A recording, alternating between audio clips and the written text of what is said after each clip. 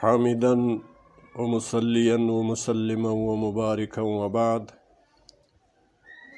فأعوذ بالله من الشيطان الرجيم. بسم الله الرحمن الرحيم. وإذا قيل لهم آمنوا بما أنزل الله قالوا نؤمن بما أنزل علينا ويكفرون بما وراءه. صدق الله العظيم. لدار الهدى څخه دی صوت القرآن قدرمنو برخوالو، السلام علیکم ورحمة الله وبرکاته. دا آیاتونه دی یهودو دی لالچ په باره کې الله تبارک و تعالی را نازل کړي. فرمایي وَإِذَا قِيلَ لَهُمْ آمِنُوا، او هر کله چې وویل سي لهم دوی ته آمنو ایمان راوړئ، یهودیانو ته وویل سي ایمان راوړئ، بما انزل الله، په هغه کتاب و قرآن باندې انزل الله چې نازل کړی الله. قالو وایي یهودیان، نؤمن بما انزل علینا، ایمان راوړو بما په هغه کتاب انزل چې نازل سوی علینا په موږ باندې، چې په کوم کتاب موږ ته راغلی تورات، په هغه باندې موږ ایمان راوړو. ویکفرون بما وراءه، او کافران کیږي دوی په ما سوا له هغه کتابه، که څه هم د الله له لورې راغلی نو دوی هغه بیا نه مني. الله تبارک و تعالی فرمایي وهو الحق مصدقا لما معهم، وهو او دغه قرآن الحق حق ده، مصدقا تصدیق کوونکی ده، لما د هغه کتاب معهم چې له دوی سره ده، تورات. دا قرآن هغه تورات حق کتاب بولي، د اسمان له طرفه یې راغلی کتاب بولي. داسې هم نه چې د دوی دا عناد پیدا سوی وای چې دا قرآن له هغه کتاب العیاذ بالله منکر و، هغه کتاب یې ردولی. نو دا قرآن کې وایي چې هغه کتاب د الله له لورې راغلی، خو هغه تر د مخکې زمانې شریعت و. اوس الله جل جلاله د دې وروسته زمانې دپاره همدغه شریعت مقرر کړی. قل ورته ووایه ای حبیبه د ما، فلم تقتلون انبیاء الله من قبله، نو ولې وژل تاسې انبیاء الله، نبیان د الله، من قبلو پخوا، ان کنتم مؤمنین، که یی تاسې ایمان لرونکي، ایمان راوړونکي او مؤمنان یاست. یعنی الله تبارک و تعالی خپل حبیب ته فرمایي چې اصلا د دوی دا دعوه غلطه ده چې دوی وایي چې موږ په خپل کتاب چې موږ ته راغلی په هغې ایمان لرو. که په هغه کتاب باندې ایمان وایي نو دوی هغه مخکې انبیا چې حق انبیا وو، د همدغه کتاب دعوت و تبلیغ یې نشر کاوه، اشاعت کاوه، خپراوه، دوی ته یې وایو. ولې دوی هغه ووژل؟ خو اصلا دوی په هغه کتاب باندې ایمان نه و. نو دا داسې خلک دي چې له آسماني دینه سره اساسیت لري. ولقد جاءکم موسی بالبینات، الله تبارک و تعالی خطاب بنی اسرائیلو ته فرمایي او خامخا یقینا راغلی و تاسې ته موسی بالبینات، له ښکاره معجزو سره، یو په بل پسې عجیبې غریبې معجزې یې تاسې ته در وښودلې. ثم اتخذتم العجل من بعده، بیا ونیو تاسې خوسکی په خدایي سره وروسته له تګه د موسی علیه السلام کوی تور ته. وانتم ظالمون، او حال دا چې تاسې ظلم کوونکي وئ په دې عمل کې. نو هغه موم جفا وه، د تاسې دعوه په هغه ځای کې هم دروغ سوه چې تاسې وایه چې موږ په خپل کتاب ایمان لرو. نو تاسې خو له موجود پیغمبر سره هغسې سلوک وکړل چې عوام کړل. او بیا دغه کتاب درته راغلی و، هغه د کویتور په پورته کېدلو سره په تاسې باندې ومنل سو، تاسې خو دغه کتاب نه مانو. د هغه یاداشت الله ورته کوي، فرمایي واذ اخذنا، او هغه وخت چې واخیسته موږه میثاقکم پخه وعده له تاسې، ورفعنا فوقکم الطور، او پورته مو کو برسیره په تاسې باندې د تور غر، او داسې هم درته وویل چې خذو ما آتیناکم بقوه، ونیسئ هغه احکام او هغه حکمونه، هغه کتاب اتیناکم چې درکړی مو د تاسې ته په قوت سره او په مضبوطوالي سره، واسمعو، او اورئ حکمونه دی هغه.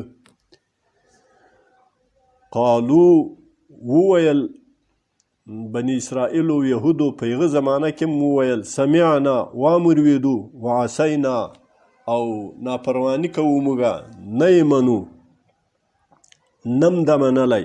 سمعنا وامرویدو وعصینا، او نه مو دی منلی. دا هغه هم دوی په زړو کې نامنونکي وو، خو په کرهه او په مجبوري باندې ظاهره وعده وکړه چې موږ به تورات منو. دا ولې داسې دوی عناد لارو له دین او له حقه سره، و اشربو، ورڅکل سوی وو، ورڅښل سوی وو، فی قلوبهم، په زړو د دوی کې، العجله، محبت او مینه د خوسکي، بکفرهم، په سبب د کفر د دوی. دوی هغه خوسکي ته دومره واداره سوي وو او دومره ورته تسلیم سوي وو چې د حق خبرې هیڅ د دوی زړو ته لار نه پیدا کوله. الله تبارک و تعالی حضرت محمد مصطفی صلی الله علیه وسلم ته فرمایي چې دې یهودیانو ته داسې ووایه، قل ورته ووایه بئس ما یأمرکم به ایمانکم، بئس ما، بد د هغه څه، یأمرکم چې امر کوي تاسې ته، به په هغه څه باندې، ایمانکم، ایمان دی تاسې. دا تاسې اعتقاد و عقیده چې تاسې مدعیان یاست چې موږ خو خپل عقیده او خپل ایمان دې ته اجازه نه راکوي چې موږ اوس په قرآن باندې ایمان راوړو، نو ته ورته ووایه چې دا ایمان دې تاسې خو تاسې ته ډېره بد قمنده درکوي او ډېر بد حکم کوي تاسې ته. ان کنتم مؤمنین، که تاسې رښتیا مؤمنان یاست چې تاسې هغه تورات منئ، نو بیا خو دغه ایمان تاسې ته ډېر بد حکم درکړی ده، خو حقیقت دا ده چې تاسې هغه ایمان په هغه باندې ایمان نه لرئ. قل ورته ووایه ای حبیبه د ما، ان کانت لکم الدار الاخرة، که چېرته یي تاسې لره دار د آخرت، کور د آخرت خاص د تاسې په ګټه باندې، لکه یهودو به ویل چې موږ خو ابناء الانبیاء یو، موږ د پیغمبرانو اولاده یو، د قیامت په ورځ د موږ دپاره عذاب نسته. نو وایي ته ورته ووایه چې که چېرته د آخرت کور د تاسې په ګټه باندې یي، عند الله، د الله په نزد، خالصتا، خالص تاسې ته، من دون الناس، ما سوى له نورو انسانانو، چې نورو ته به نه ورکړ کېږي، او د آخرت ښېګڼې او د آخرت خوشحالۍ ټولې د تاسې په برخه دي. نو راسئ مهرباني وکئ، فتمنوا الموت، ارزو وکئ د مرګ، تمنا وکئ، غوښتنه وکئ د مرګ، ان کنتم صادقین، که تاسې رښتوني یاست. نو تاسې بیا له مرګ هم مه ویرېږئ، له اسبابو د مرګ هم مه ویرېږئ، ولې د تاسې خو دا یقین ده چې په آخرت کې تاسې بې سوال او بې جوابه نجات یافتګان یاست، او تاسې ته به نعمتونه د تاسې په برخه باندې دي. و الله تبارک و تعالی فرمایي ولن یتمنوه ابدا، هیڅ کله به ارزو او غوښتنه د مرګ ونه کړي دوی، ابدا، هیڅ کله، بما قدمت ایدیهم، په سبب د هغه بدو اعمالو چې مخته کړي لاسو د دوی، والله علیم بالظالمین، الله ښه علم لري په ظالمانو باندې. دا خو څه چې دوی د مرګ تمنا وکړي، الله جل جلاله فرمایي ولتجدنهم احرص الناس على حیات، او خامخا به مومې ته پیدا کوې به ته حریصترین د انسانانو، هم دوی به پیدا کوې، مومې به احرص الناس، حریصترین د انسانانو، على حیات، په ژوند باندې. ومن الذین اشرکو، او تر مشرکانو هم دی حریص دي په ژوند د دنیا باندې، مشرکان خو هیڅ د آخرت عقیده نه لري، نو د هغو خو حق په جانب ده که د دنیا په ژوند باندې ډیر حریص سي او د دنیا په ژوند کې مستغرق سي، خو مشرک دی آخرت کې څه مني نه. نو دوی خو وایي چې موږ د آخرت ښېګڼې ټولې د موږ دي، خو دوی تر هغه مشرکان هم د دنیا په ژوند باندې ډیر حریص دي، د دنیا په ژوند کې ډیر مستغرق دي. یود احدهم خوښوي یو د دوی لو یعمر الف سنة کاش کې ژوندي وای عمر ورکړ سوی وای الف سنة زر کاله. خو الله تبارک وتعالی فرمایي چې وما هو بمزحزحه من العذاب ان يعمر، او نه د خلاصونکی بچکونکی د ده له عذابه ان يعمر چې عمر ورکړ سي. یعنې دا عمر ورکړ کېدل که دوی په دنیا کې ډیر عمر و هم لري، نو دوی د الله له عذاب او د آخرت له عذابه بچ کېدوني نه دي. والله بصیر بما یعملون، الله تبارک وتعالی ښه لیدونکی ده په هغه څه باندې چې دوی یې کوي. دا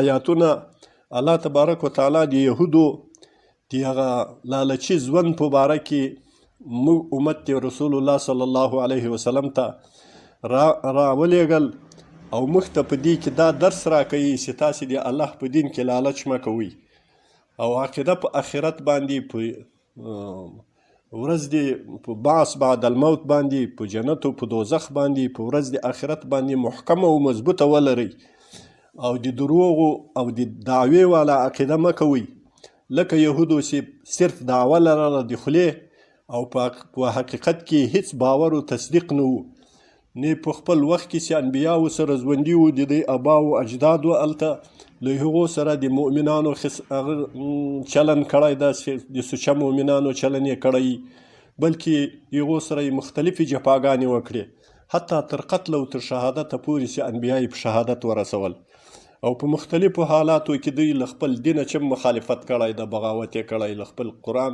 کتابه چې هم بغاوت که پیغمبره چې هم بغاوت کړی، او په هر ځای کې به دوی ورسره مخالف وو. او دا اوس په صدر د اسلام کې چې کوم یهود دي او دعوې د دې لري چې موږ اهل کتاب یو، موږ خپل دین لرو، خپل ایمان لرو، خپل کتاب لرو، خپل مذهب لرو، دغه دعوه د دوی هم لکه څرنګه چې په هغه موجود حیات د انبیاوو کې دوی له هغو سره په لالچ کې وو او په غدر و په خیانت و په منافقت کې وو، اوس هم د دوی همهغه منافقت چلیږي.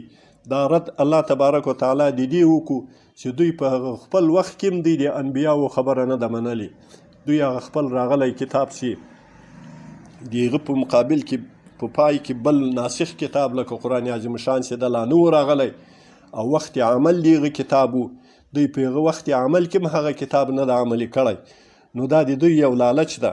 الله تبارک وتعالی د مسلمانان له داسې لالچه وساتي او سوچه او مخلص مؤمنان هم د الله جوړ کی.